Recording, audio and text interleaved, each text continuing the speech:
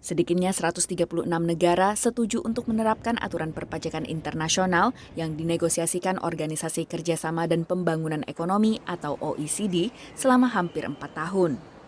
Aturan perpajakan ini meliputi pajak minimum perusahaan sebesar 15% bagi perusahaan berpendapatan lebih dari 870 juta dolar dan distribusi pembayaran pajak perusahaan multinasional di wilayah operasi bukan hanya di negara tempat markas perusahaan saja. Menurut analis, ini akan bisa kurangi ketimpangan perpajakan global. On one hand, the deal could help developing countries to protect their tax bases if they were to enact this. Multinational corporations may be more likely to shift profits out of these countries because tax rules are not as well established, or they don't have the capacity to define their tax laws as well as developed countries. Namun aktivis menilai aturan ini masih punya berbagai celah yang memungkinkan perusahaan multinasional raksasa untuk mengambil keuntungan lewat pengecualian pajak di negara tertentu. Down the line, the global minimum tax should normally decrease tax havens abuse, and that will benefit all countries. But the immediate and tangible benefits from the tax in the short term will be really collected by rich countries only, almost all of them.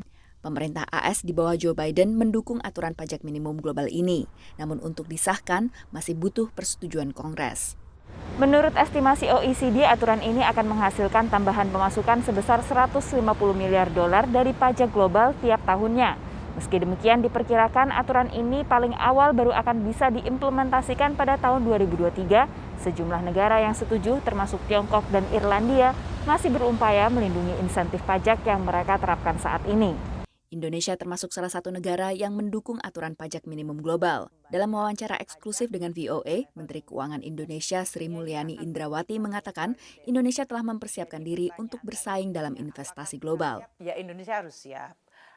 Bagaimana menyiapkan? Ya karena dengan berbagai improvement atau perbaikan yang dilakukan, baik dari sisi policy, kebijakan, regulasi yang dipermudah dan disimplify, kemudian juga birokrasi kita diperbaiki, plus infrastruktur yang diperbaiki juga. Jadi yang dilakukan pemerintah itu ya sebetulnya yang selama ini untuk memperbaiki tadi level playing field kita sehingga kita menjadi lebih atraktif. Serta mengambil posisi kunci untuk implementasi aturan ini. Memang ini kan masih merupakan suatu agreement awal.